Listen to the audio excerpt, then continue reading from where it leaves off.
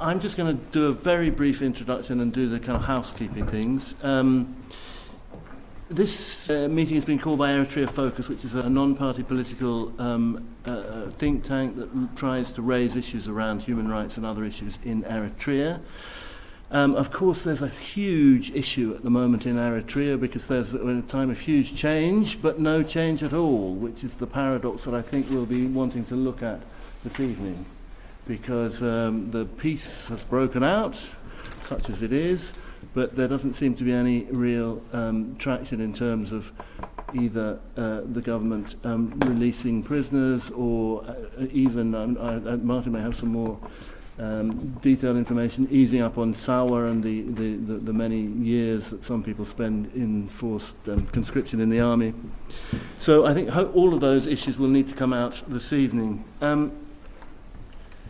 So hopefully you've seen the exhibition, and if you haven't, you'll see it on the way out, which is great. And thank you very much to Martin and Hupte and others who put that together, because they've done a really good job. We had a big launch of it at the beginning of the month, which was great.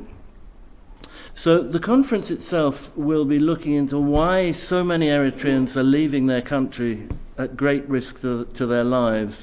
I should say I've been working with Eritreans for, well, since the mid-1980s, refugees from Eritrea, and I visited the country twice after liberation as well, and some of the stories that you hear are absolutely desperate, and some of them will be coming out in some of the speakers will be relaying some of their experiences this evening.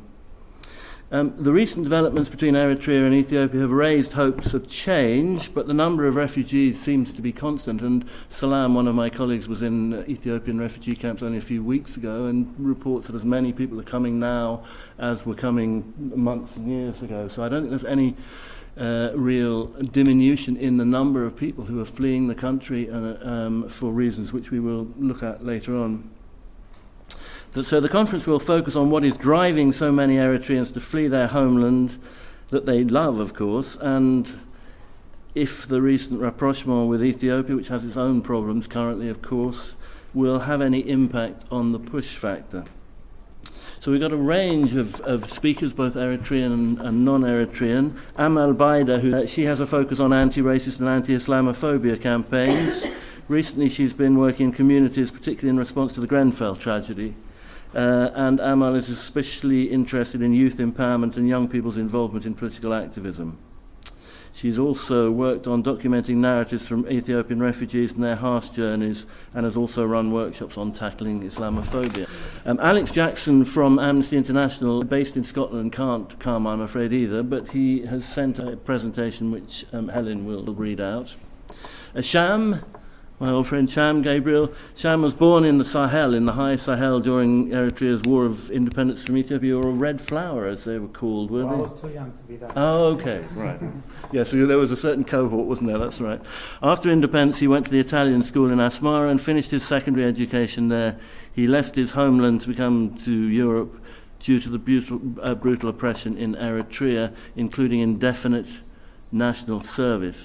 In London, in various organisations whilst using his BA and MA in philosophy degrees, and he's a keen human rights activist, so welcome. And then lastly, Martin, who many of you know, who's covered Eritrea for longer than I've been involved, so it must have been the late 70s. Yes, something like that. Yeah, for the BBC and World Service and others, visited the country very regularly, and is currently Senior Research Fellow at the Institute of Commonwealth Studies, University of London. He's a journalist who's specialised in the Horn of Africa and Southern Africa, and a fairly recent book on understanding Eritrea, something which is not always easy to do. So we'll hear more about that later on.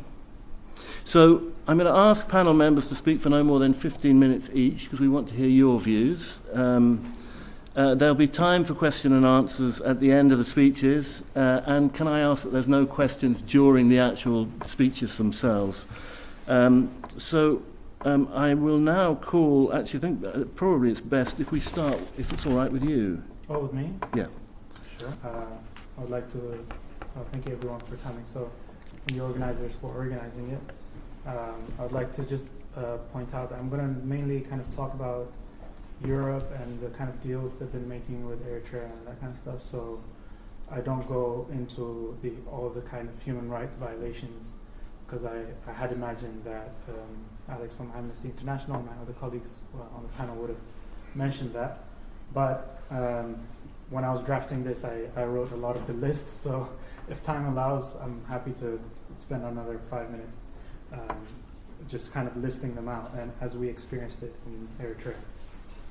I'm also going to talk fairly fast, and it's a lot of information, so I'm just going to plant my face on this. Apologies for that. So I'd like to first say that the indefinite national service is but a tool for oppression and human rights violations. So even if it is removed, considering current situations, Eritreans will almost definitely continue to suffer scores of human rights violations under Isaias Afwerki and PFDJ, and their track record shows this, of course. As far as Europe's role in the push factor is concerned, my talk will be but a limited consideration, so I'm sure there is much more to say on the topic. Whilst the Isaias Afwerki regime is first and foremost to blame for the situation in Eritrea, there are other conditions that facilitate this reality. European states, often via the EU, EC, but also directly, make deals with governments like the Eritrean one with the pretext of addressing the root causes of migration. The excuses include promoting self-sustaining economic growth and protecting and promoting human rights for migrants and refugees in countries of origin, transit, and destination. So the European Union's rhetoric is usually replete with reference to human rights, human dignity, and rule of law.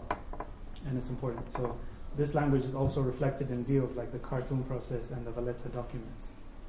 In the case of the development fund aid going to countries like Eritrea and Sudan, which are controlled by dictatorships, the aid is going to the most corrupt, and that's the crux of it. The argument that because there is a correlation between migrants and the poverty of where they come from, development aid to better the conditions in their country will help them not to have to abandon their homes is flawed. The poverty seen in the countries from which people flee is directly correlated to the oppressive regimes that run the country. The country is poor because of the corrupt people running it.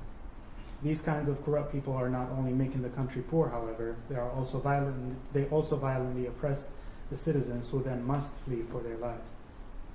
People who force themselves onto the seats of power need means to stay in power, and these means are weapons and money.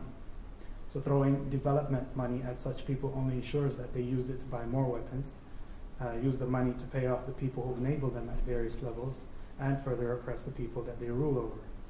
So the sad thing in the case of the Khartoum process deals is that Europe itself is explicitly saying that it needs these governments to block the flow of migrants out of their respective countries. However, these are governments who have a track record of violence and crimes, governments who have either been accused of genocide or crimes against humanity, and serious cases of corruption.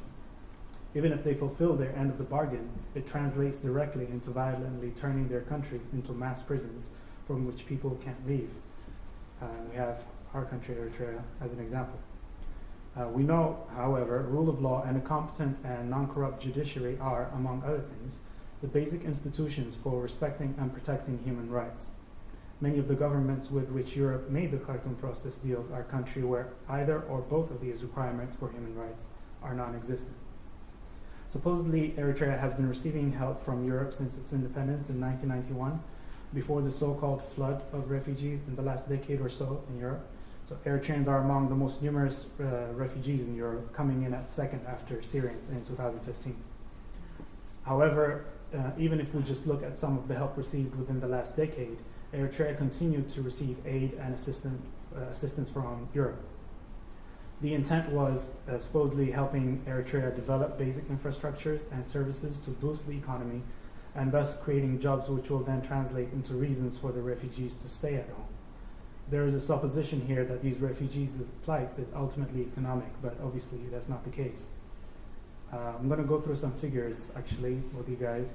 Let's look at some of the help Eritrea has received and whether it translated in any improvement of human rights, and thus less people fleeing at all. So here are some funds Eritrea received from EU in the 2009 and 2013 period. I'm going to also say the purposes for that. So bear with me here. It's 1.9 million to promote effectiveness, accountability, and transparency of the public finance management in Eritrea. But we know Berhane Abrahe, who just days ago has been made to disappear by Isaias Afwerki, was removed from his post as Minister of Finance precisely because he demanded this. 1.3 million to create strong and effective social dialogue and tripartism between the government, trade unions, and employers in Eritrea, creating opportunities for economic and social development. And, comment on that later. 175,000, I'm talking in euros by the way, to build an open and more equitable society by promoting children's rights in schooling. 53 million to improve access to and equality of education. This is a teacher's training program. 32.4 million, construction of 200 buildings for educational purposes in Ma'akal, Dobub, Gashbarka, and Ansala. Over 245,000 for water supply in Tessene. And I think the deadline for most of these was 2012, so I think, I don't know if anyone knows what the water supply situation in Tessene is, but I suspect it's poor. 13.5 million for the Hergigo Bay oil jetty rehabilitation. 4.4 million for manufacture, delivery, installation, and commissioning of 2 LPG spherical tanks and water tank. LPG is liquid petroleum gas, so it's the tanks, bombola. Just less than 1 million to provide small-scale irrigation together with sustainable water management for vegetable production. Over 3.2 million to increase agricultural production in order to overcome the challenge of soaring food prices. And over 325,000 to prevent and control avian flu and to strengthen the national capacity to fight HPAI and other diseases in Eritrea. Thank you for your patience on those numbers. I can repeat them later if anyone has questions. The amounts are official figures from the EU, which I found from my own research. Some of the stated purposes, like the second one, are nonsensical to begin with, which is 1.3 million. It said to create strong and effective social dialogue and tripartism between the government, trade unions, and employers. And that's all three of them. It's just one person. It's basically paying the ruling regime in Eritrea to talk to itself. These are not all the funds from the EU to Eritrea in the 2009-13 period. Most of these projects had a 2012 deadline, like I said, and by doing a quick estimate, from these figures, the total allocated funds for the period were about 113 million. I think it's important to put figures when we talk about these things. There was another 200 million for the 2016 and 2020 cycle for energy purposes, and other funds coming from the Khartoum process. That means right now, Eritrea is receiving funds from Europe because we're within that cycle. A ridiculous example is the few million euros going to build a couple of storage places for liquid petroleum gas canisters, the ones I mentioned, called Bombola, but you can't even find them easily if you're within the country. What it actually is in practice is warehouses, because they're talking about not the gas canisters, not the gas itself, they're talking about building storage space. It's just warehouses built with free labor. And the building material may cost thousands at most, not millions. So it's basically, and what the Eritrean government does is they show you pictures of these big warehouses with a corner with some gas canisters. They might be empty, it doesn't matter. Imagine just building walls like this, covering it very much like this, kind of like dome, and then that's it. And it's free labor. But obviously when they bid for it, they say we need this much for these laborers and all of that. So that's how it works. The 2009-13 funds happened before the now infamous, so getting back to the argument, the 2009-13 funds happened before the now infamous capsizing and burning of the boats carrying migrants to Lampedusa in October 2013. These developments funds clearly didn't work in stopping human rights violations, which caused people to leave. So it's worth remembering that the numbers of Eritrean refugees in Europe in 2015, like I mentioned, were second only to Syrians, who of course themselves are suffering one of the worst tragedies in our time. And also let me take the occasion right now to remind everyone here that there will be a vigil, or we'll be holding a vigil in 10 days, Wednesday, October the 3rd in Marble Arch, and it's kind of part of our effort to try and tackle the Libya situation, but you can ask me more about it later. So for now, let me highlight an important thing to understand. Europe is saying it helps by providing training and equipment. Please understand that equipment particularly means weapons and surveillance technology. Europe has already started taking fingerprints and scans of displaced people in transit while still in the Sahara and places like Turkey if they're coming from the Middle East. But just quickly, this is how it works. Now this is from my own research. I'm not an investigative journalist, but everything points to it, right? Say a weapons manufacturer convinces, perhaps through bribes, a European politician to make deals with countries like Eritrea or Libya to provide them with development fund for equipment and training, right? The official, the European official, in the name of the European country, say Italy, or in the name of the EU, makes the deal.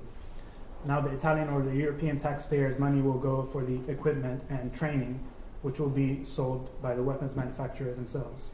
As a bonus, the politician may get some political advantage by advocating against migrants and promising to block the flood of migrants. Like I mentioned, the investigative journalism that other people have done already conducted thus far points to this process. And the only unverified point is that there is use of bribes, but there are lobbying funds, and it might be a case of blurred lines on that. So every time you read the provision of equipment, please double check that it might mean weapons. Weapon manufacturers, as well as other organizations which deal with natural resources, are almost always lobbying with the EU, EC, that means the European Commission, and to other places where important decisions are made. What's of concern is that most of these deals are made via the European Commission, which circumvents the European Parliament, which is where, in theory, the European people themselves can make the will heard. So these deals are not democratic. And recently there was a kind of like a poll kind of that's been circulating that most people in Europe are actually in favor of helping refugees and people in need. But if the European Commission makes these deals, thank you, they circumvent the European people's will. So for us, a worrying example is funds such as the funds of 40 million, this is through the Khartoum process, which were meant to be divided among Eritrea and Kenya to help them stop migration. And by the way, Europe has kind of listed all the funds and where they go, but the most dubious ones are the ones going to Eritrea. And this is the only one that I could find. Everything else you could find Ethiopia for food, Ethiopia for energy and all of that, but you couldn't find for Eritrea. This is the only figure I could find for Eritrea.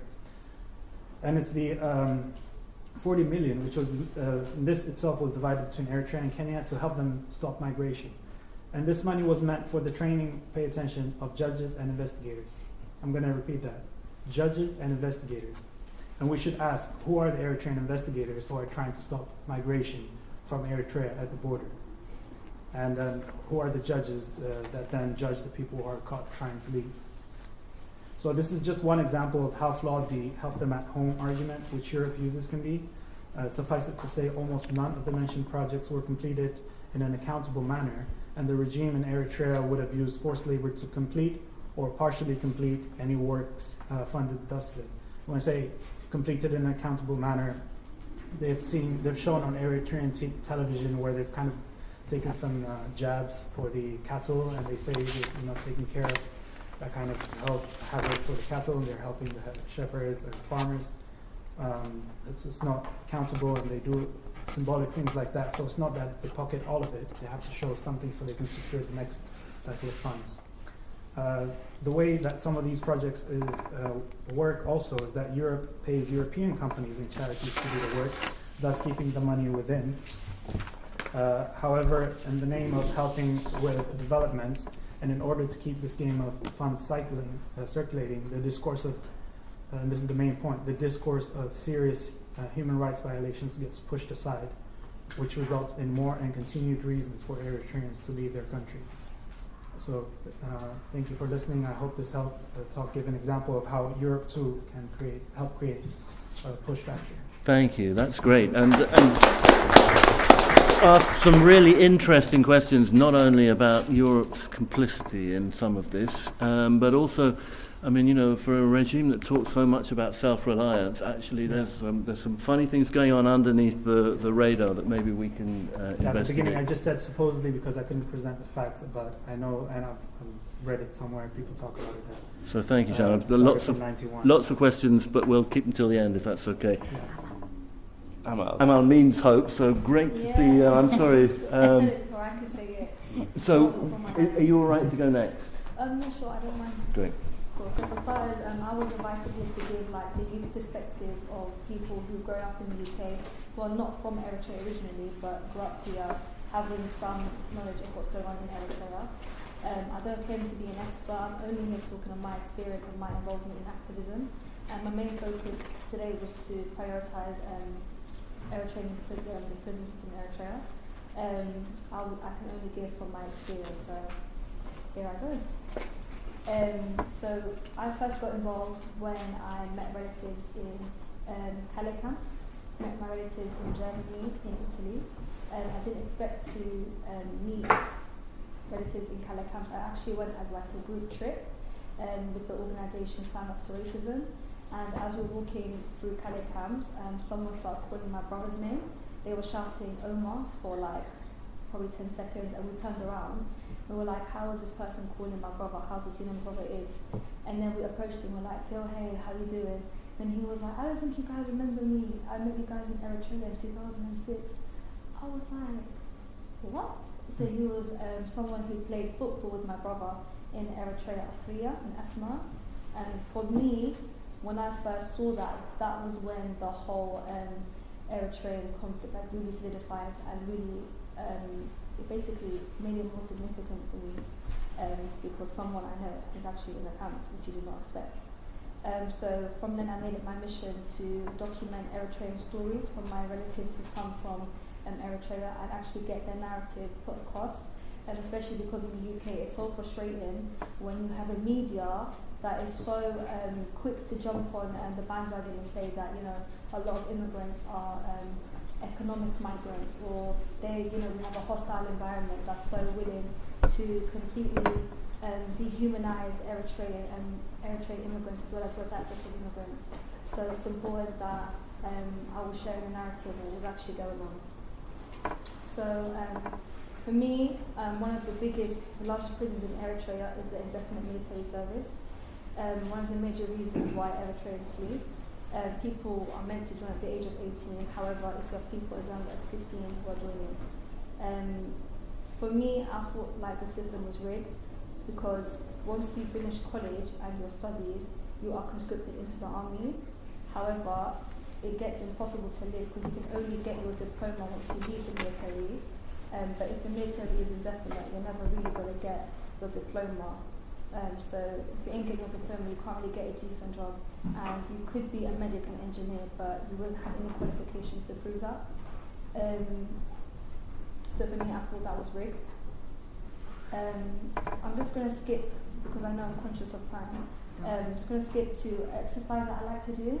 So I was kind of hoping if you guys could all close your eyes. Thank you. And I want to say that we all know someone who has been imprisoned and is imprisoned currently, or know someone who knows someone who is imprisoned. So for me, it all became real. I processed it a lot more when I started talking to my community, and I kept asking questions, and that's when I realised that everyone must know someone. And I met a sister at a protest, and she said to me that she lost her brother and her father to military imprisonment.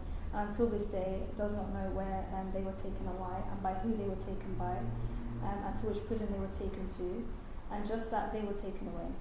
So there is no law that says that they're entitled to an explanation. There is no law that says there has to be an explanation for imprisonment. Then as I started talking more and more to my relatives who were newcomers to the UK, I realised that my brother-in-law himself was imprisoned, and this would have never been a topic of discussion had I not brought it up and asked questions. So for me, after the story was very moving, I want to share that with you whilst our eyes were closed, so you can imagine with me. So I want to say, imagine you are sleeping in a space which you share with 400 people. Imagine you are forced to wake up to beatings of sticks on your back, your feet and your hands. Imagine you're forced to wake up in this way. Imagine you have 2 chances to go to the toilet in the day and in the night. Imagine you are not allowed to wear shoes, so in the morning you are forced out of prison into the outside space. Imagine that you have to hop and jump and run to the toilet because the ground is scorching hot. Now let's imagine that it's now night time and your second chance to go toilet. The same thing happens, you're forced to wake up, you don't have your shoes, you go outside and it's pitch black. It's the opposite. It's not scorching hot, the ground is freezing cold. It's pitch black, dark. You can't see where you are going, you have limited time to go to the toilet. You can't see what you're stepping on. You can be stepping on other people's piss, other people's poo, and stepping on other people's puke. Stepping on other people's diarrhea because no one is given adequate food and everyone is sharing a tight space, and this is how you get sickness which quickly spreads. So this was you can open your eyes now. This was insight into my brother-in-law's story. He managed to escape prison in Eritrea, and I just thought I'd share that with you. My aim is to just basically encourage young people in the UK to be asking their relatives, you know, what actually is going on in Eritrea, because there must be something wrong if you're willing to risk a shoot-to-kill policy at the border, the Khartoum process like you just mentioned, if you're willing to risk, you know, people smugglers, you know, taking your life savings and tricking you and saying you're going to get on a ship but really going to get on a boat, and then you're going to risk coming to Europe if you make it, and then to be faced with hostility within Europe and racism. So for me, I just think if the risk is worth doing it, there must be something significantly wrong going on within Eritrea. And it's important that young people be asking these questions. And one of my frustrations is that there's such a disconnect between UK born and bred Eritreans and Eritreans in general. For me, I think that's because of generations of immigration.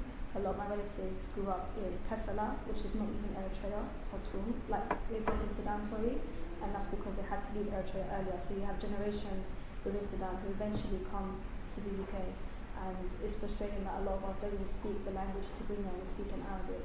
So for me, because of that disconnect, I'm trying to counter it with a lot of young people. And so yeah, I think that's all I have to contribute for today. Thank you very much. Great, thank you very much.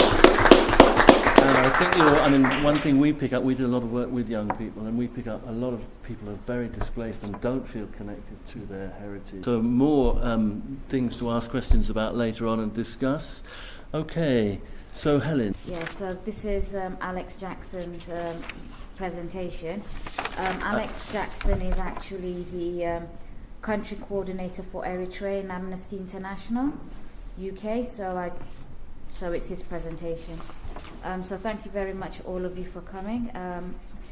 So Amnesty International has been campaigning for human rights for more than half a century. I think that I'm not being unduly pessimistic if I say that there is no sign that amnesty is not going to be needed in the near future. Human rights abuses are widespread throughout the world and continue on a massive scale. But why should that be? After all, most of the world's leaders and political activists insist that they're fighting hard to defend human rights.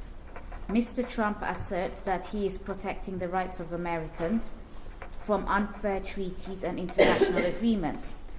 President Isaias argues that he is defending the rights of Eritreans against neo-colonialist exploitation. Some of you may disagree with one or both of these claims. One fundamental problem is that politicians have a tendency to make up their own definition of human rights. So let's try to clarify a few points. When we talk about human rights, whose rights do we mean?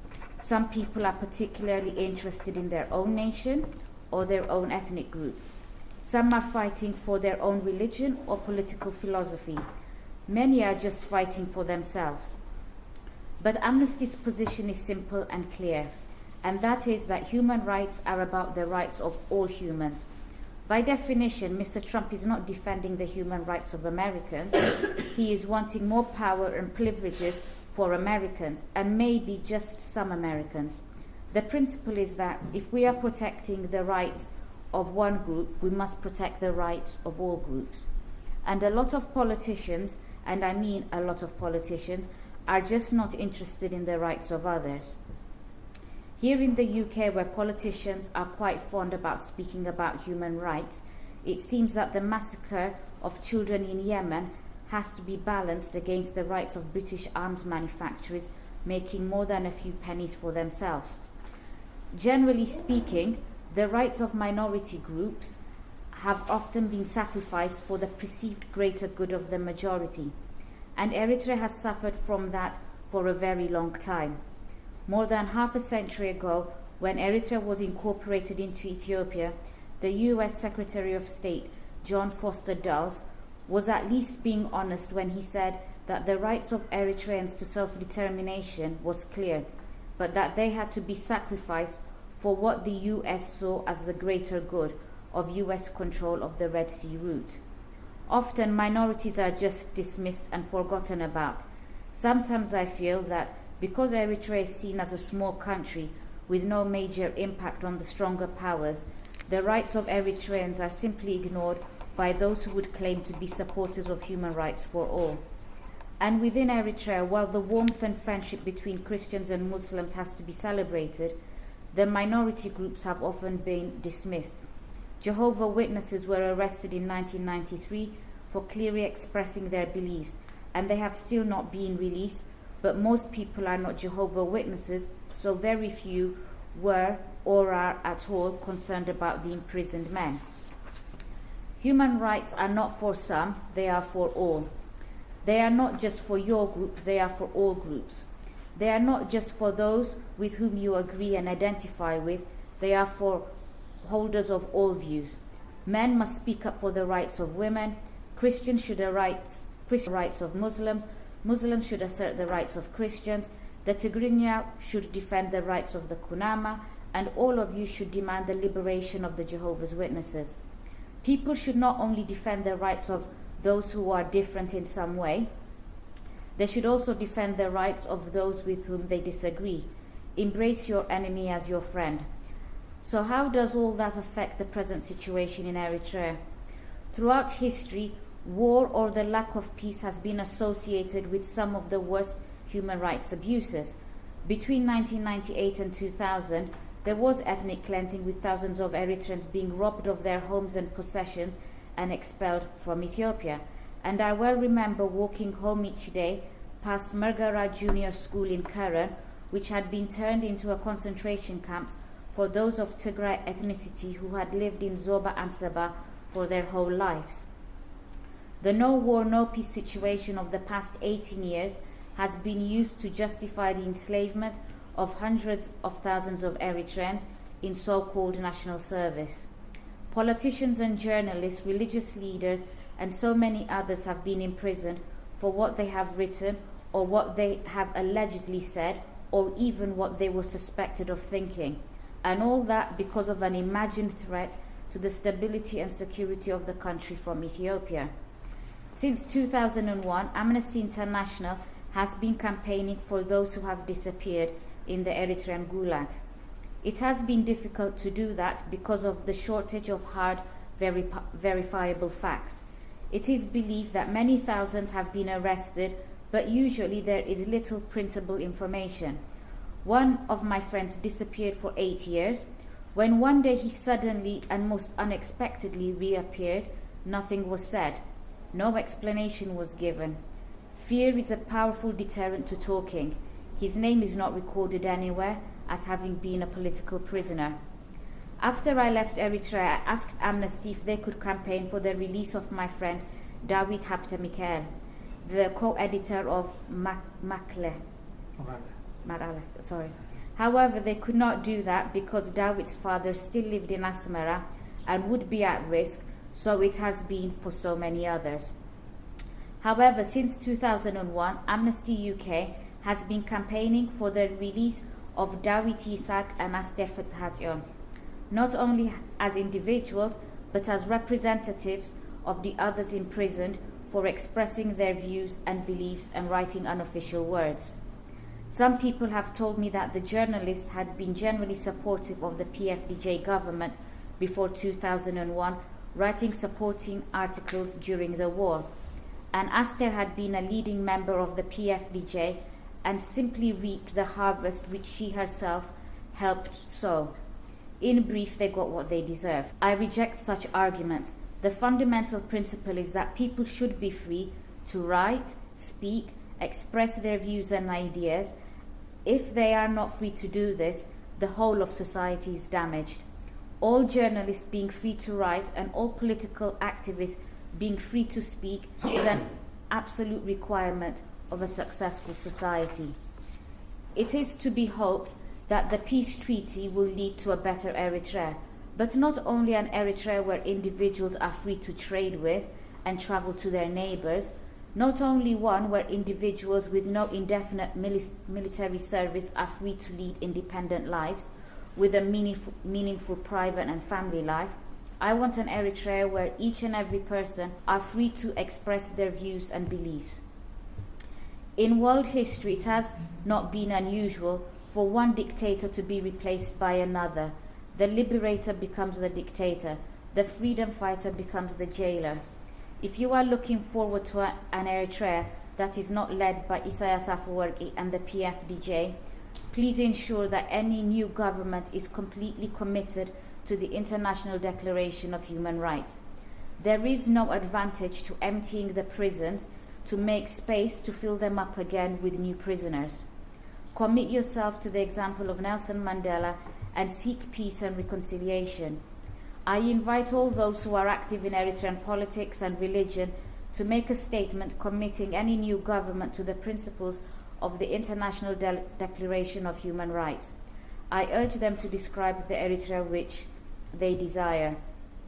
I have picked up some of the 30 articles of the International Declaration of Human Rights as I think relevant to Eritrea, and ask you to imagine the beautiful society that Eritrea could become.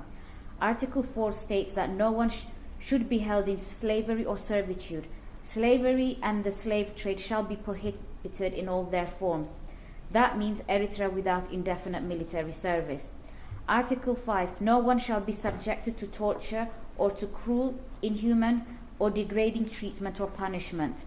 That would be the end of helicopter, almas, and other torture methods. Article 13, everyone has the right to freedom of movement, residence within the borders of each state. Imagine being free to take a bus from Asmara to Nakfa. Everyone has the right to leave any country, including his own, and return to his country. Think of Eritrea being like almost every country in the world, where citizens do not need permission to leave the country. Article 18, everyone has the right to freedom of thought, conscience, and religion. This right includes freedom to change his religion or belief, and freedom either alone or in community with others and in public or private to manifest his religion or belief in teaching, practice, worship, and observance. Everyone has the right to freedom of opinion and expression.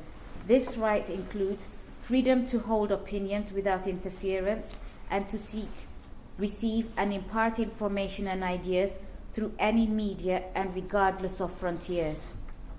Article 20, everyone has the right to freedom of peaceful assembly and association. No one may be compelled to belong to an association.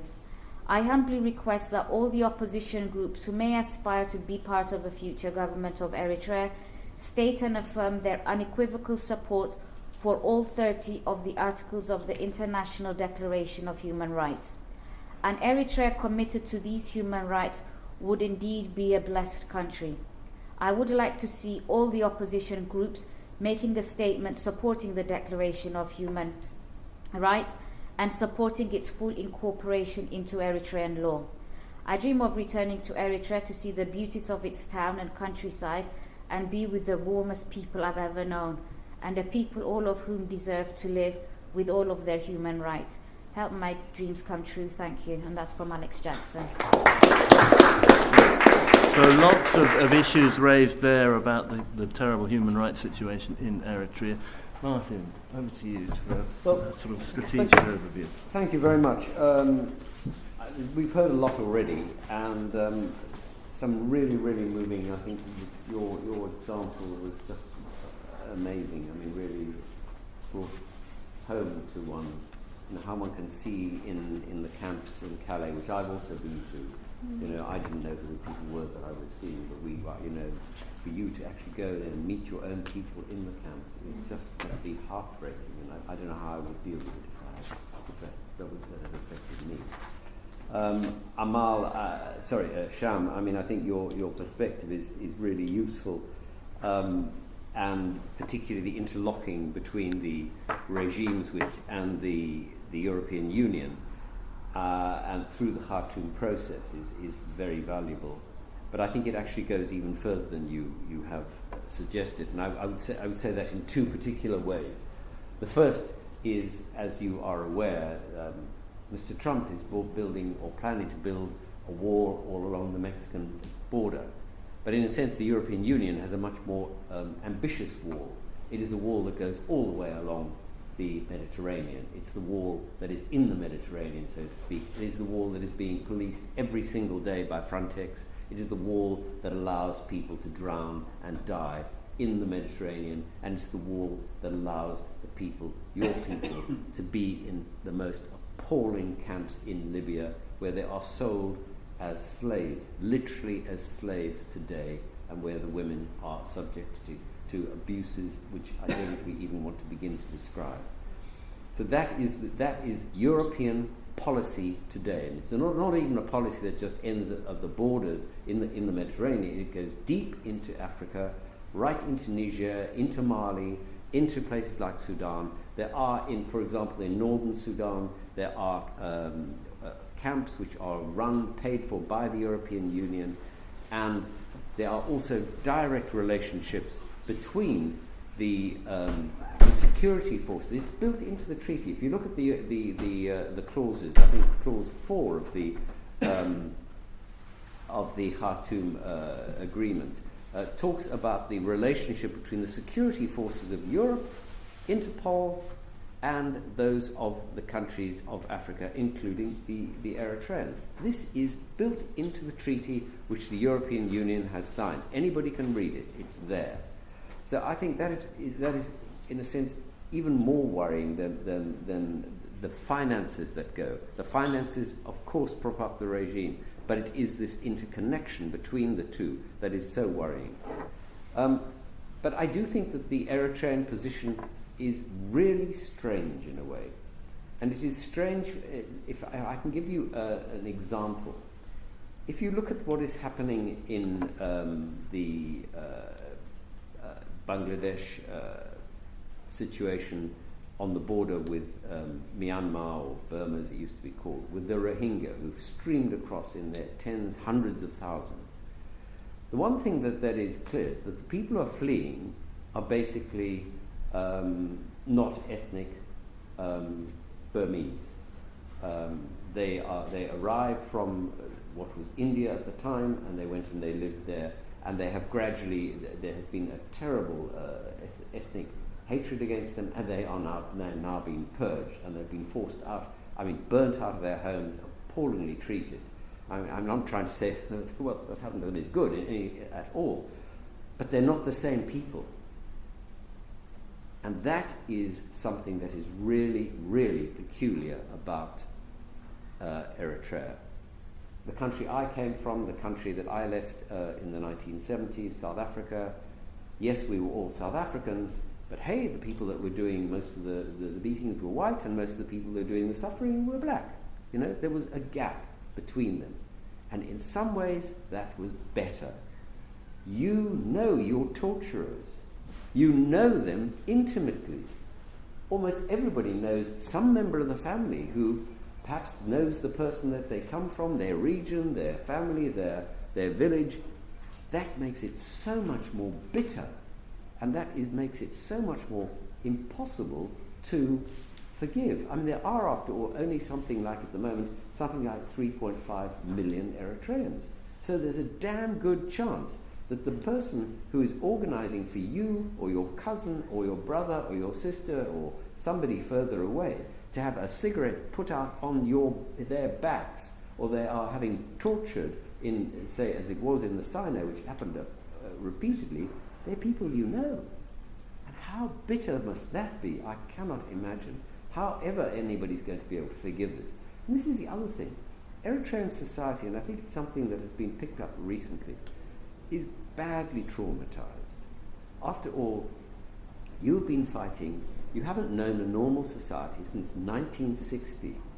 For 60 years you have lived in this kind of oppression, either in war or in a society in which there is almost no form of freedom, where you can actually just breathe and talk openly and associate openly. I remember when I arrived in Britain in the late 1970s, walking through Hyde Park and thinking, I could stand here and I could speak to anybody about any damn thing that I wanted, and I could call for anybody to believe in any policy, and I could go and marry anybody I wanted to. Not who wanted to marry me, of course. But, this was completely new for me in coming from South Africa. It was like a weight had been taken off my shoulders. And that is what your people have now experienced, and I think it has deformed your society, and in a terrible way, and you can sort of see the imprint of this on your people. Of course, Eritreans are, as Alex was saying, warm, wonderful people. I don't disagree with that at all. But the imprint is there, and it is long-lasting, and I think it is almost disabled people. Worse than that, of course, we have described the situation inside Eritrea, but what about the situation outside of Eritrea? The regime does not stop at the border. As you know far better than I do, the agents of the regime exist in every single country around the world. They extract funds from you through the 2% tax and through all the other mechanisms that they have, the military subvention that you're supposed to pay, and all the other ways of watching you, reporting on you, building up antagonisms between you. This is part of the government's policy. This is not something that just happens. It is a carefully structured policy. And this has done terrible things to society. Nobody trusts each other. Getting agreements, bringing people together is extremely difficult because it goes against the entire grain of what the government's policy is. The government's policy is to divide and rule and keep you weak, even outside of your country. And that has meant that it's been extremely difficult for you to organize, to bring yourselves together, and to bring yourself into a better position. The situation now is, of course, as you very well know, extremely fluid. After being, in a sense, shall we say, encapsulated by the various forms of sanctions and ostracism by the international community, which took place at the behest of the Somalis, the Ethiopians, and the Djiboutians, backed by the international community. That is now over. The relationship with the Saudis and with the UAE has really transformed the situation, plus the Prime Minister Abiy's initiatives has meant that Eritrea is now once more part of the international community. So the kind of pressures that there were on the government and on President Isaias are far, far fewer. More than that, there of course are other things that are happening. We all know about the mine at Bisha. But what about the potash deposits which are going to be developed on the Eritrea border with Ethiopia, the new port that's going to be developed? What about the bases that the UAE and the Saudis have in Asab, the flights that are taking place from Asmara Airport? All of these add to strengthen and provide funds for the regime. And this is only the beginning. The Chinese are involved, the Canadians have been involved. There is a whole host of relationships that only a few years ago didn't exist. So in some ways, the government is in a far more powerful state and has far more resources at its disposal. Having said that, I don't think that the government of Eritrea and President Isaias is in a powerful position. I think that in fact, their position is weakening. Nothing is more difficult to control than change.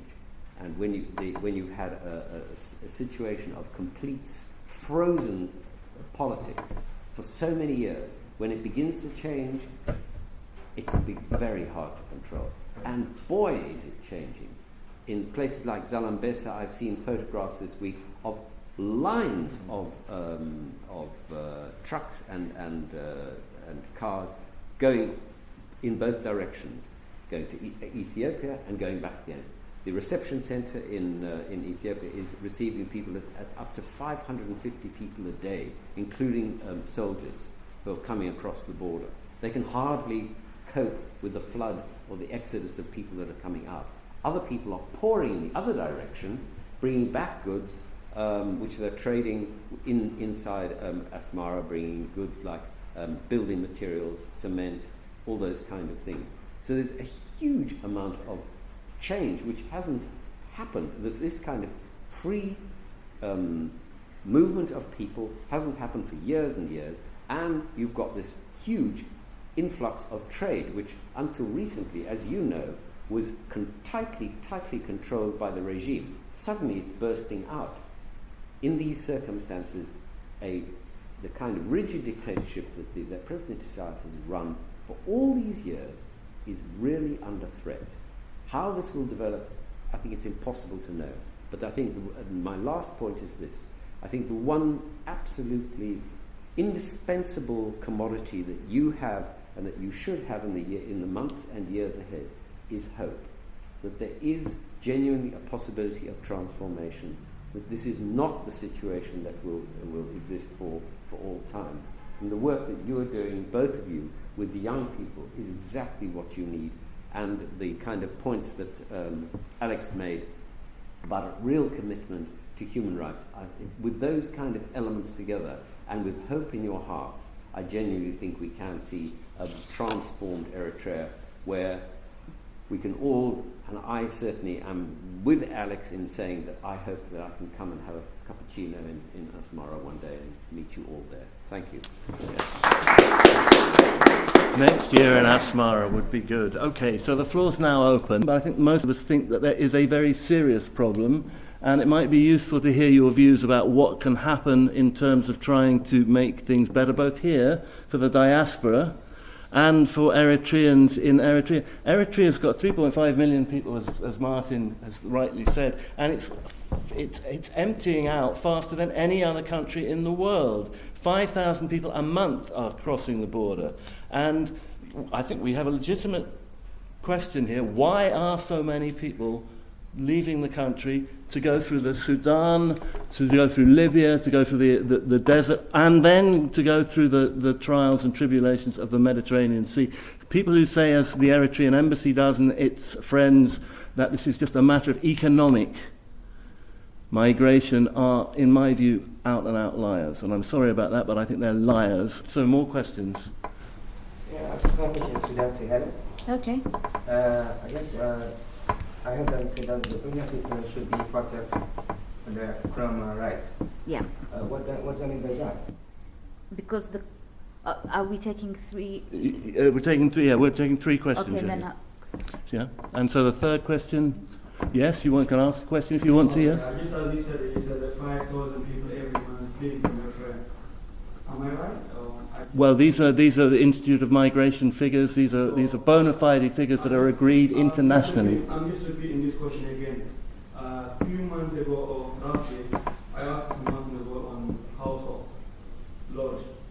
The same presentation was there. So you guys are just saying that 5,000 a month is fleeing from Eritrea. So the Eritrean population is 3.5 million. So within the past 18 or whatever years, so the country didn't, according to your report, so no one will be in the country. But my question is, the figure you give strong. Okay. Well, that's not a question, that's a statement. Okay, so that's a statement. And Laurie at the back there. In relation to what Martin said about the number of people arriving in Ethiopia, what do you see are the implications of the peace agreement on the status that these people will receive? Or what do you imagine will happen to the thousands and thousands of people who are arriving today? Okay, so there's three questions there. Well, one statement and three questions. Okay, we'll start with you, if we may. Sure. Okay, so as you were talking, sir, I just pulled out my calculator to help you out with the math right here, okay? Very good.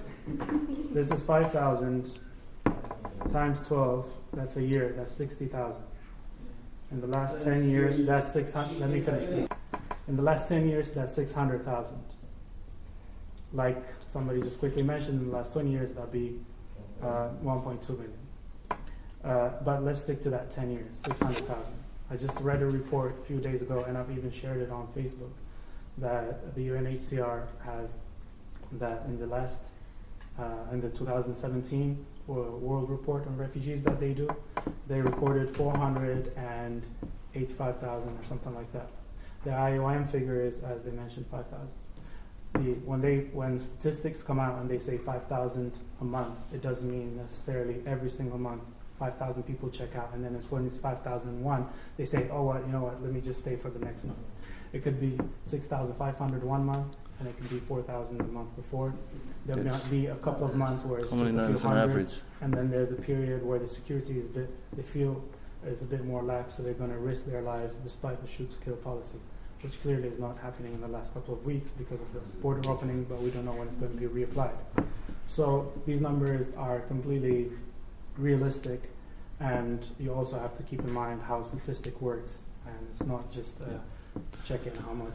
Thank you for that, Sham. Do you want to answer any of the other questions before we ask Helen? Well, I think Helen will answer for the Kunama part, which is...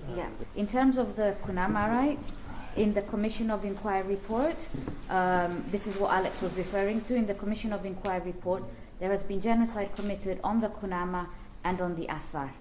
Okay, so when he's talking about the rights, it is the obligation of all Eritreans also to talk about minority groups whose rights have been violated. They have been the Kunama have been systematically targeted, and they've also been forcibly removed from their lands. So it is, we also need to address not only, obviously, human rights abuses in Eritrea is happening on a large scale. It's affecting every religion, every region, but within like the Kunama or the Afar, where they're tiny groups, it doesn't necessarily get the impact that it deserves, especially the Kunama. So what he is implying is that it is the role of all Eritreans as well to raise these issues, because especially with the Kunama that are quite a small group, they don't necessarily have the force or the ability to do so. So in terms that when we are opposing the regime and its human rights abuses, we should also be taking on all the smaller groups as well, who don't necessarily always get their voices heard. And the Kunama are probably, with the Afar, more about it, it's more vocal. With the Kunama, there tends to be very little information on them. So that's why he was saying in terms of them. So I hope I've explained it. Yeah, well, actually, what I'm saying is, instead of saying that the Kenyan people should protect the right of Kunama, that means like, the Tigrinya people just like, destroying the Kunama. But we don't want Tigrinya people even, but most often from more than anywhere else. Basically, instead of saying the Tigrinya people should protect the right of Kunama, it should be said all the Eritrean people. Because the Tigrinya people doesn't hurt to any Kunama, but the regime who's the one is whatever, doing torture or whatever. You know what I mean? I mean, the point he was making was that human rights are indivisible, and it's beholden on all Eritreans to care about all Eritreans. And he said more about Jehovah's Witnesses than he did about Kunama people, though he mentioned Kunama people. There has been a historical issue with the Kunama, it's fair to say, I think, over the many years of the struggle, and I think it's beholden for people of Eritrean goodwill to try and sort those problems out. The point that Alex is trying to make is, he made an example, for example, that Christians should protect the rights of Muslims and Muslims should advocate for the rights of Christians. Yes. He also made the point. So in that sense, the Tigrinya are probably the largest group in Eritrea, so he's using that as an example and saying the Tigrinya people should also protect the rights of the Kunama because they're a minority. So it's not just, that is as an example, but having said that, the Tigrinya should protect the rights of the Bilen should protect the rights of the Tigrinya. The whole point is, if you only advocate for your own ethnic group, it's a nonsensical situation because unless you advocate for everybody's rights, as he so rightly put it, we will all end up with no rights, Yeah. So if you look at the case of the Second World War, the Jews got persecuted first. Everybody was scared not to advocate. They kept quiet. They went for the communists. They went for the Jehovah's, and then other people got affected. So the whole point is, and this is exactly the same case in Eritrea. I don't advocate for my neighbour's rights because I'm scared the impact will come to my family. And the sad thing that we still haven't come to the realization of is that if it's happening to your neighbour, it's going to happen to you. So if you don't advocate for that person whose rights is being persecuted, you can't complain when your rights are persecuted, because when you had a voice to stand up and do something about it, you chose not to. Well, thank you very much for that. Well, let's ask Martin to reply to Laurie's question. Yes. Well, let me just ask a couple of points. If the current statistics which I heard this week are correct, even the 5,000 is an underestimate. It's going to be 15,000 if it continues at the pace. And this was the highest level that it was last week, was 550 at one reception centre, right? This doesn't include people who are leaving for Sudan. 550 are being registered in one reception centre, then we're heading for 15,000, up to 15,000 a month. So it is even higher than it is suggested. I mean, the situation is serious, as you were pointing out. You know, there are hundreds of thousands of people who have left, but where are they? They're here. It's not difficult to see them, and there are lots of them, and you only have to go to places like South Africa, my country, the United States, Australia. They're everywhere, and I'm pleased to see them there. It's nice to see them. You know, I would welcome anybody if they want to move, but you know, they are everywhere.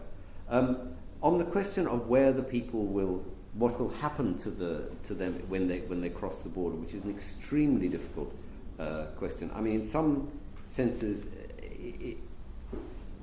we can only go on what's happened in the past because we can't be sure what the situation will be. In the past, people have crossed into and they've been received in reception camps, some which are pretty blooming desolate in northern Ethiopia, in the Tigray region. And I mean, I haven't visited those camps, I must be honest. I have visited other refugee camps, and they are not pleasant places to be in. And quite frankly, children and young people have rotted there for years. And some of them have got so desperate they've just said, well, I don't care, I'm just going to leave and go through Libya, even if it kills me, because I'm not going to sit and spend the rest of my life sitting in these camps.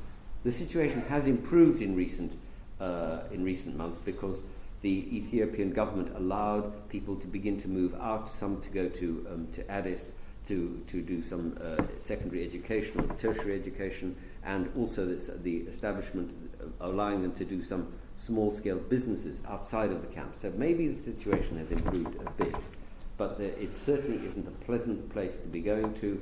And you know, I mean, people must be pretty desperate to be making those journeys. If I can make just one further point, the other thing that really, really worries me about the current situation is that, as you know, all the way along the border, there are chunks of land that must now be transferred under the Boundary Commission, because if you've seen the Jeddah Agreement, it says we will implement the Boundary Agreement.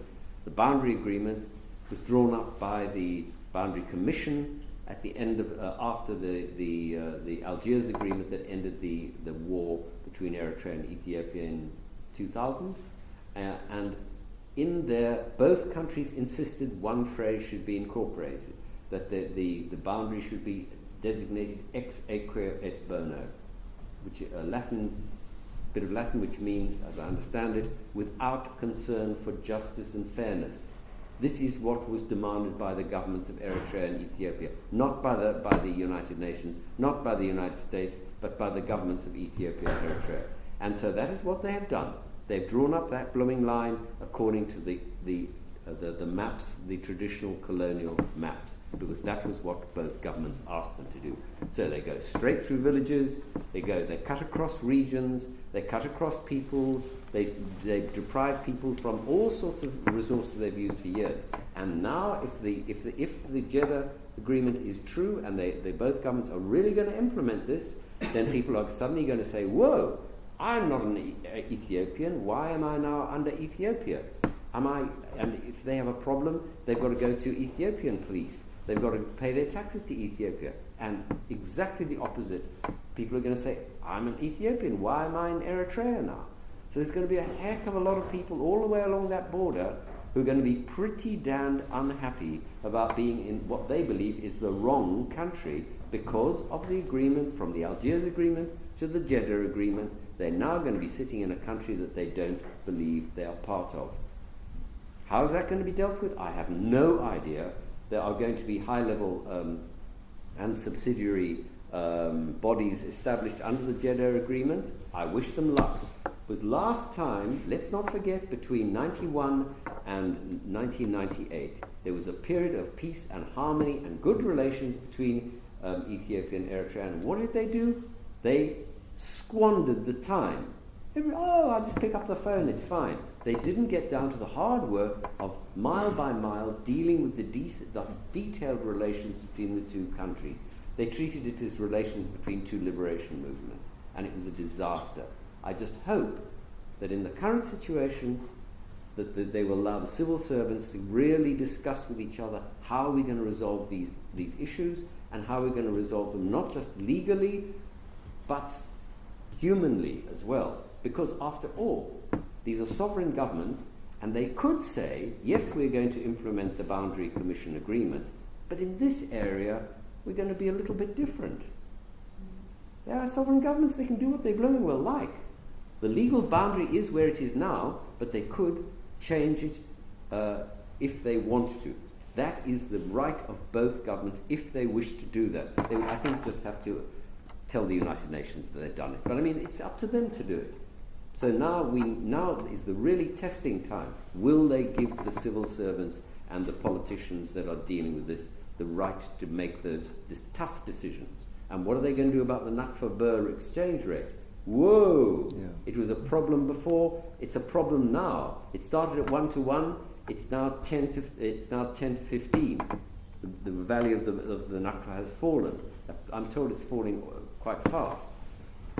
What sort of tension is that going to produce? These are real issues. Lots of issues that have to be dealt with. Happy words and smiles and handshakes are great, but you then have to get down to the hard work. Amal, do you want to respond to anything? I feel like the brother on the far right said everything I was thinking about statistics, but I was just going to add statistic is an average, like it's at the end of the year average, and you know when it's summertime you have a high influx of Eritreans who do come, so it's just an average 5,000. Okay, and you would? No, I just wanted to comment because somebody had also asked the question about how this new deal now affects Eritrean refugees. Well, 2 Eritreans voluntarily returned back to Eritrea, to Massawa region. They've both been arrested. And I have heard that in the refugee camps now, the refugees that have been there for a while are being told Eritrea is safe, you can go back. Which refugee are you talking about? The ones in Tigray. So they've been told that it's safe enough for them to return. So how does this hold for those that are fleeing to Eritrea now? It puts, so I mean there is a lot of issues that are also there at stake. Does that mean that these people down the line will have no protection in Ethiopia? And if that's the case, are they going to be sent back to Eritrea? And what guarantees are there that people that are returning are not going to be thrown back in jail? Okay, so another tranche of 3 questions. Can I see anybody? Hi.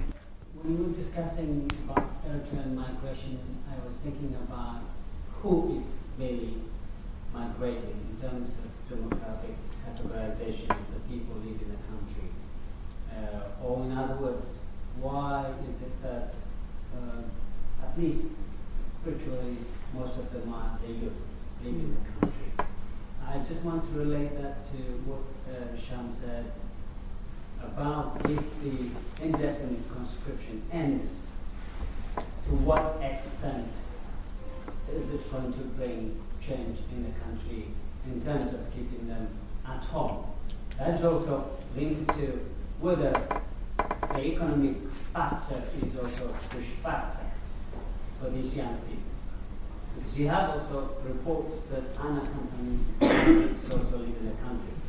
There might not be hundreds or tens of thousands, but it's been reported in the house. Why are these young kids leaving? Why are some women with kids leaving? Others are not leaving. They can go out of the country and go back as well. So, what is the objective categorization of the population, migrant population, and what the result will be indefinite conscription? Because if predominantly the youth are coming out, and as far as I know, it's the indefinite conscription as the reason when they seek asylum. So will that change their lives and therefore keep them in the country? I think that's a really good question. It's the we don't know the answer to that, and I think that it would be useful to get a really good survey of young people who come out and what their reasons really were. Although, of course, you're right that they may be wanting to claim various things for various different reasons. But I think I don't know whether anyone has any statistics on that, but it's certainly young people who are leaving in very large numbers. It's certainly people who are under threat of or have suffered from indefinite conscription, and but people also who see no hope in the country in terms of their education, their employment, their economics, and everything else as well. So some pretty good reasons for leaving, I would say. Does anyone else want to? Yeah, I was going to add to that. I mean, okay, let's say this peace comes and they're all demobilized. The point is, these kids also don't have, in the country there's no infrastructure for education or jobs. They've been in the military, they're very bitter. The government's not going to risk to being overthrown. So there is no, I don't see the Isaias or PFDJ suddenly becoming benevolent and saying, yeah, we're going to, at the end of the day, they're going to be a threat to the regime. So I don't necessarily see that happening. But post-Isaias, they need to be demobilized. There needs to be funding from the EU and other organizations to ensure that these kids are rehabilitated back into society, because what you don't want is all these young people are armed. You don't want another set of conflict or violence inside the country. So there needs to be a proper program as to rehabilitate them back into society as well. Sure. Yeah. So there's a very, if I had double the amount of time that I had to read, I actually had more written down, and it was just kind of like a list of all the human rights violations. So in the presentation from Alex, he mentioned a few articles. The national slavery is basically a tool. Is first of all, it starts with education being militarized. You can't graduate your high school secondary education, and you're already a conscript before you even finish, right? And from there, you're tied into a martial law. Education, even in the secondary, secondary including, but also higher education, is militarized. It's actually under the defense ministry. It's not under the education ministry. Because they're all conscripted, they have to do marching in the morning and all of that, and they need permits, military permits and all of that, and family can't come and see them.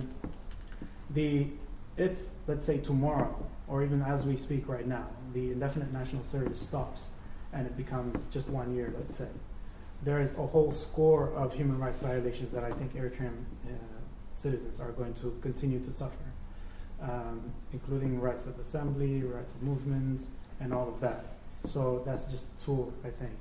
And I was also going to mention, I don't know if I read it in Martin's article, that now it's kind of switched, because with the border open in the last few days, the demographics switched, and a lot of women and children are fleeing because they now think it's slightly more safer to leave as opposed to risking the shoot-to-kill policy.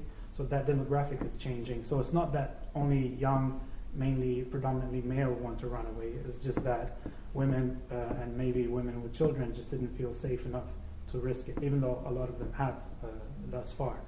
And lastly, can you imagine the kind of commotion all of you guys here would have if I got up and slapped somebody from the audience here? So why is it so upsetting that somebody gets slapped here, but we don't get upset if somebody getting their limbs broken and their skin opened with whiplashing in Eritrea? So somebody who's 13 doesn't need to wait until they're beaten like that. Once they see their father who's been away for 20 years and their brother in that condition, their mother who is too scared to ask for medication, they might just leave. Yeah. Okay, more questions? You've had one already, so I'm going to go to some other people. Anyone else want to ask a question? Can I just say something? Yeah. I have a training in like half an hour. I do have to leave, but if you guys have any questions for me, I'm happy to answer it. If any of you guys have like younger people or in touch with younger youth or do some community outreach, do let them know that there are certain ways that they can get involved in Eritrean activism. To do reach out to their relatives and talk about issues in Eritrea, and do be writing about it and speaking about it. As well, if you have children that if you have young people that go to university, there are tools within university that can actually assist Eritreans in Eritrea. So they have like student assemblies which you can get involved in. You can write like a motion and explain and outline why you think there should be scholarships specifically for Eritreans. I go to Goldsmiths University and I've drafted a few motions, you know, saying that whenever there is Black History Month or refugee, event, or the Refugee Week, they never ever talk about Eritrea. They just talk about Syria, they talk about all countries that actually have war. Eritrea is not in a war, and it's important to talk about Eritrea because Eritrea is like one of the largest refugee numbers. So if you guys could let your kids know and also ask them to look at certain programs which are offered to them and that are available in the schools, then yeah, just to make basically Eritrea known, because not a lot of people know what Eritrea is. But ask them where you're from, I say Eritrea, and they say, what's that? And I'm just like, really? Really? So it's important, like, from the get-go to let people know within their schools, within their communities, about what's going on. And hopefully their friend will tell a friend, and their friend will tell another friend, and they'll just catch on. And eventually be like, oh, you're Eritrean, I can tell by the way you look, you know?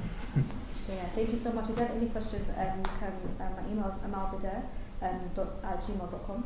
It's basically my name.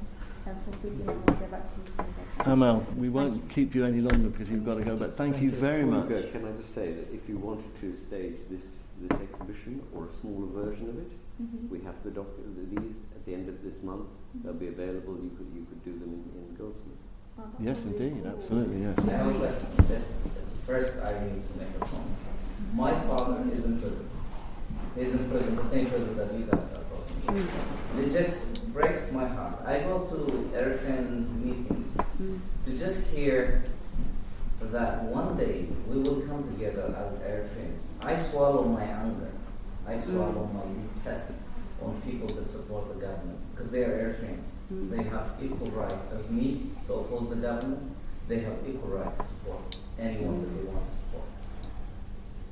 Knowing this, I go there and I try to engage in dialogue with people. But the tolerance towards each other is heartbreaking. We don't have tolerance towards each other. And we always dream of a free Eritrea which it supports. It's human rights. Isaias is sometimes the product of our own interaction. We have a big Isaias inside of us. That's how we deal with each other. It's not just Eritreans who have us Ferengi people can be pretty mixed up as well, so don't let it, Eritreans can think of themselves as very exceptional people, and in many ways you are, but you're not, We're not immune from... But absolutely you're not immune, absolutely. What my question is that we've been talking about what is going on inside the country and the oppression, and you've quite touched lots of points there. But then also the refugees in the Western countries have difficulties of integration. And has there been any movements by these teams or any other team to integrate these people, because they could be productive people in any society? And I think the focus should be balanced in bringing to light what is going on within the country. Also, there has to be lots of movements in integrating those who are already left the country. So my question is that the second one, where is there any movement, is there any projects taken in integrating those people that have already left the country? Well, certainly, I mean, there are a number of suggestions and people who are working on this. My organisation, Race on the Agenda, for example, is working with an organisation called the Pastoral and Environmental Network for the Horn of Africa, who's looking at some mentoring across different ages, because I think our view is that there is a real crisis for young Eritreans, particularly the young Sudanese and Somali and people from the Horn of Africa generally, who've come from the kind of societies that Martin mentioned, either where war has been overt or whether it's been covert, and there's a huge amount of support that needs to be given both by members of the diaspora to other people from the diaspora, but also more widely as well. So we are indeed looking at that, and I'd be very happy to talk to you about that afterwards. So that was I'll answer that question. Any other questions? Up there. You mentioned the demarcation may cause some problems.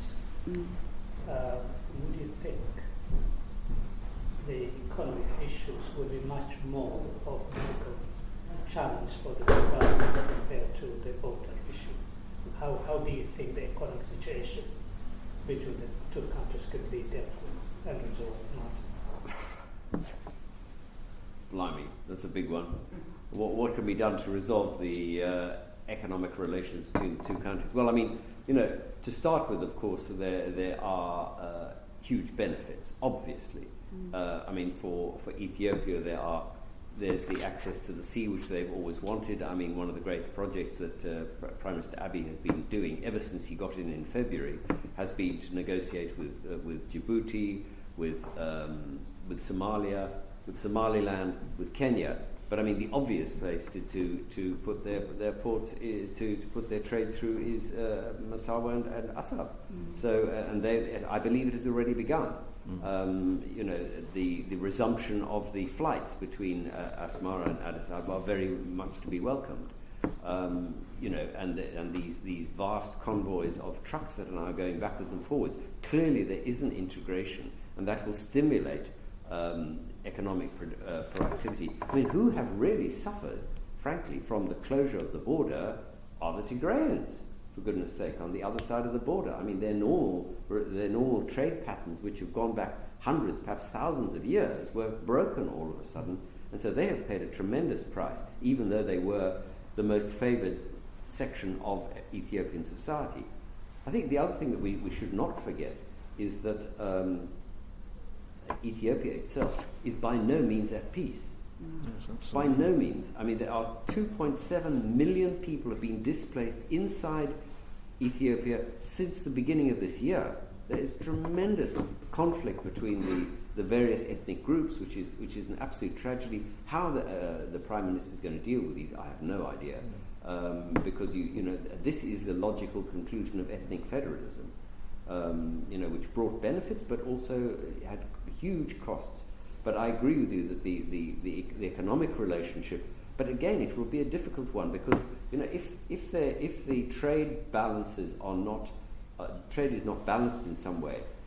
I mean, the Ethiopians were furious. One of the causes of the war was the as far as the Ethiopians saw it, their theft of their coffee by the Eritreans, because they paid the price was being paid in Ethiopia was tiny. The price that the Eritreans were selling them on the world market was huge, and the exchange rate didn't really reflect the reality of the situation. So these are big questions that I think will not be easy for either country to resolve. How they will do it, I have no idea. And the other thing that is really difficult, now I'll stop at this point, is the fact that Eritrea has no transparency in its budget. When did you last see a published budget of Eritrea? There isn't. I don't think there is one. No. It's kind of all done in somebody's back pocket, and we know who somebody is. And huge amounts of funds are kept offshore in UAE, Abu Dhabi, I'm sure lots of places. China. And a lot of activity is done through businessmen abroad who act as formal and informal agents for the regime. This is not a decent way of running an economy. You really should be much more transparent and open, but will that happen? I have no idea. But given those challenges, do you think the peace process will hold? Do I think the peace process will hold? My crystal ball is unfortunately missing. I think the expectations by Eritreans of the peace process are going to be very difficult for Isaias to manage. Yeah. I mean, I think, people are expecting the constitution to be looked at again, 18 months to be the total amount that you'll have to do if conscription still exists, that maybe some prisoners might be released, which would be a great thing, and they've just, Bahani Abraha has just been arrested rather than more people released, so I see no sign of that, and I think the real situation is going to be that the pressure on Isaias, I think, will become untenable after a while, especially if he has to release all these young people from Sawa one of the reasons Sawa exists is because it stops young people wandering the streets of Asmara and Keren and Mendefa and because it and removes the potential people who are likely to take a pop at him or overthrow him anyway.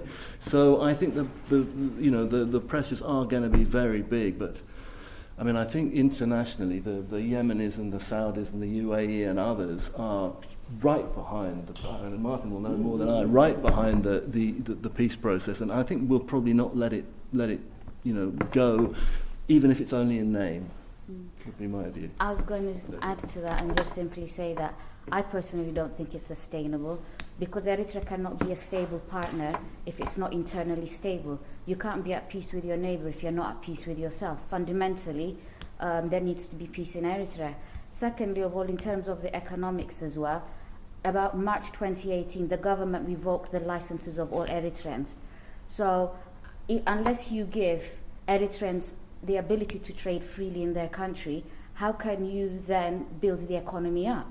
You can't. So it makes it, quite a number of Ethiopians had gone to Massawa, for example, and the price of everything was so expensive, it was beyond their reach even. So, I mean, if you have to have a vibrant economy to attract tourism, to attract people in. There isn't the infrastructure in Eritrea because the government hasn't invested in the infrastructure. They haven't released prisoners. There needs to be reform inside the country, and I don't think PFDJ or the government are in an ability to reform it. What's Isaias's, what is he going to get out of reforming it? Nothing. Okay, so last question from you. I was just going to ask, friendship and the trade relationship was more limited than immediately getting into other issues. And it continued until 1988, as Martin said, there was other factors that really pushed the two sides to war. So this might continue. If it continues, is there a risk that there would be some kind of clash at the border, especially that there is also tension between the TPLF and the PFDJ or the Eritrean government? So what's the risk? Secondly, we're talking about some of the new arrivals in Tigray from Eritrean migrants are not admitted in the refugee camps. But Ethiopia, early in the peace process, said that they wouldn't change their refugee policy. So who is responsible? Is the UNHCR refusing to admit them in their camps because fearing that if more numbers come in, they can't cope with providing food and the most basic things that they provide in these camps? What is Ethiopia's position in the recent development? Because when you arrive in a country, you seek for asylum in that country. So what's the position advocacy groups monitoring this? Can I just follow on with that? Could you clarify how people are leaving? Because my experience of working with unaccompanied youth is the routes that you've described when I was in Egypt. So I saw obviously everything in the press about the peace process being brokered, but I just don't understand how people are leaving. Like, how are they accessing? Like, in my experience, I haven't met people who were allowed to leave. I've met a lot of people, but they weren't allowed to leave. So I'd just like some clarification. Leaving where? Leaving Eritrea. So, How are they leaving? Just to clarify, do you mean to Ethiopia right now? Yeah, it sounds like there's like official points where people can leave, and just I'd like some clarification on that. Sure. Well, shall I have a go? The risk of war. The answer is yes. There is a risk of war. These are two highly militarized regimes with short tempers and not a great history of doing things in pacific ways. But there's no point in trying to predict whether that will happen or not. They're unknowable. It's unknowable. The future is closed. You cannot know what the future is. If you had told me that Mr. Trump was going to win the election, I would have laughed in your face. If you'd said that the Berlin Wall was going to fall, I'd have laughed in your face. I've been wrong so many times. Why on earth are you asking me about the future? It's not worth discussing. We don't know. On the question of what the UNHCR policy is now, I have heard nothing that suggests that the UNHCR is refusing to admit people or to provide for them, and I haven't heard that the Ethiopian government is refusing to accept people. They're struggling to cope with the numbers rather than refusing to cope with them. But you know at least as much as we all know about that. So I just really can't answer it. I mean, on the specific question of how people are leaving, I mean, it was. I mean, it depends whether you mean before. Are they getting visas, I guess? Is it No, regular absolutely leaving? not. It's just anywhere along the border. They're just. But I mean, if we look at before the current peace agreement and after, before the current peace agreement, people used to pay smugglers who took them over. Often army people. And those army people sometimes repatriated the money back to the presidency as well. Mm-hmm. So I mean, there is, when people say that there's a policy of not allowing people to leave, it depends on how much money was involved. Yeah.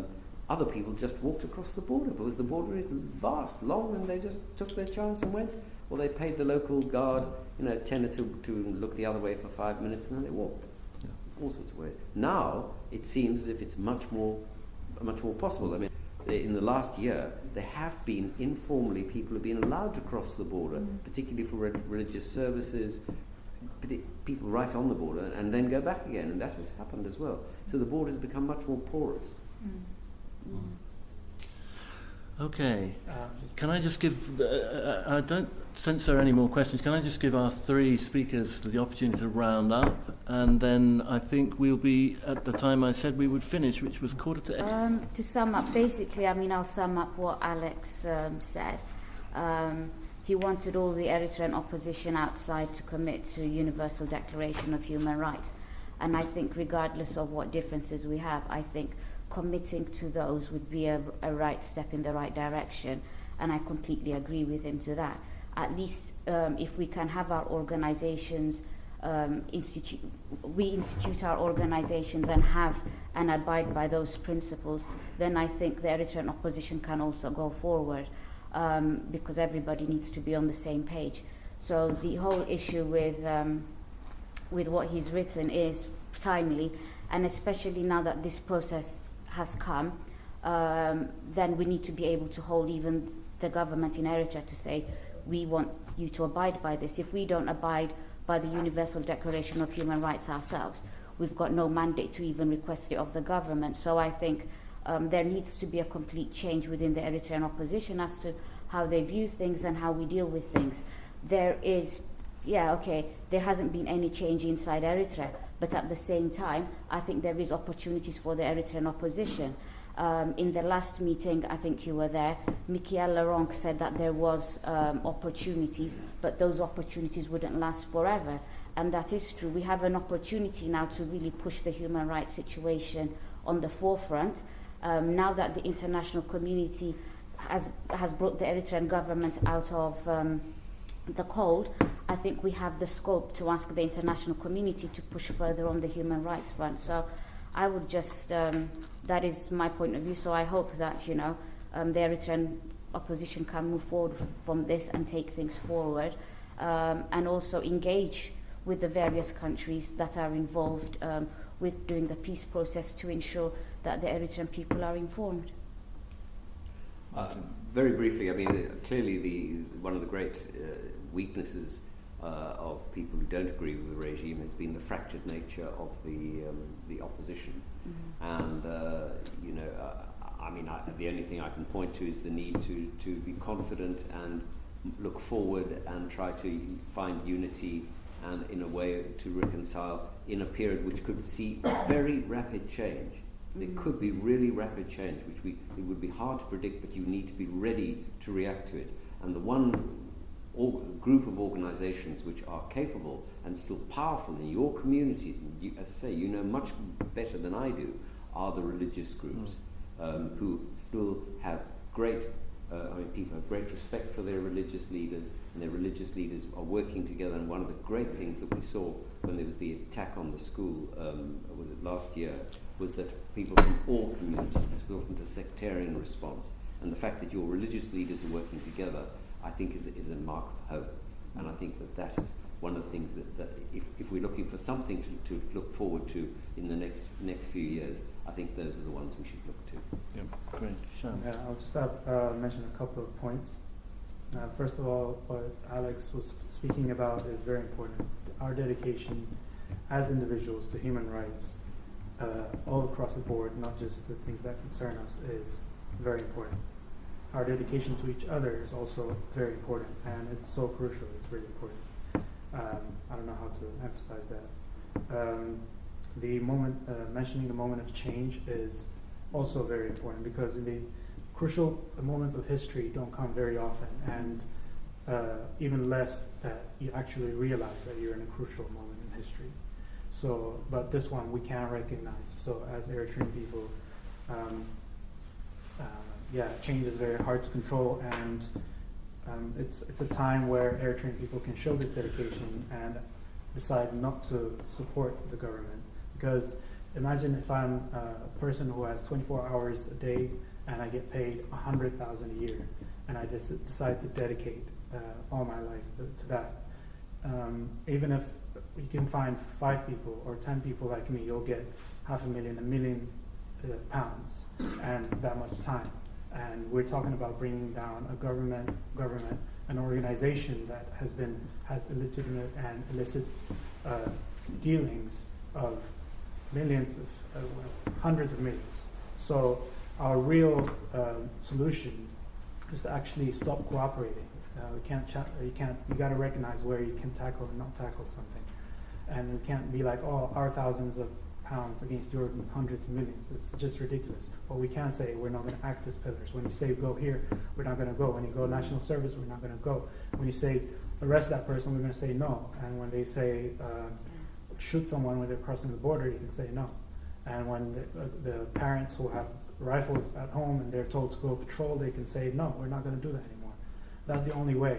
And then you're left with a dozen people who are just upset and saying, you do this, you do that, and the rest of us are like, no. So that's the only solution. But we really must be dedicated. I just wanted to comment last, and please, I'm going to ask people in the audience and in the panel not to comment.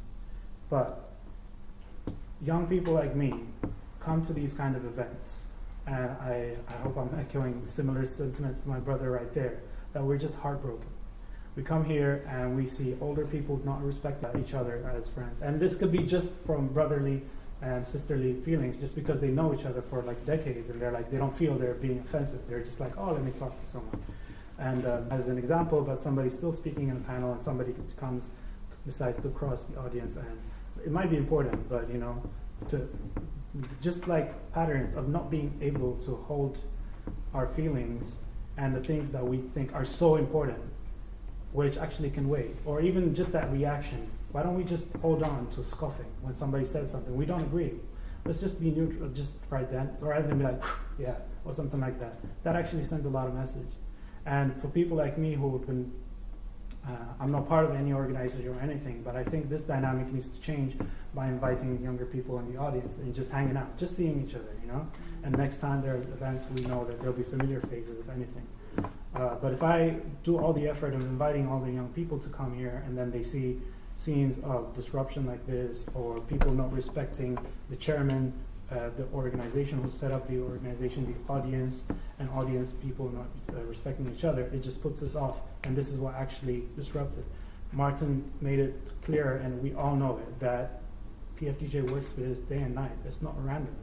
And maybe it's just a side effect. Maybe there's no PFDJ pushing us, but they made our patience towards each other so short that we can't tolerate, or we can't be patient to wait a few more minutes. So this needs to change, and this is a plea to the people in the audience, and pass this plea along to the people who that we can just hold on. Let's just listen to people we just completely disagree with, and just say, you know what, I'm not going to comment on this, and that's it. Sham, thank you. That was a very powerful way of rounding this meeting up, actually, in a way that is productive and really hopeful. So let's hope next year in Asmara, inshallah. Thank you very much for coming, and on such a horrible night as well. So you really are the future of Eritrea. And I would love to spend more time with you in a coffee bar in downtown Keren or Mendefa or wherever. And let's hope it happens. Thank you very much.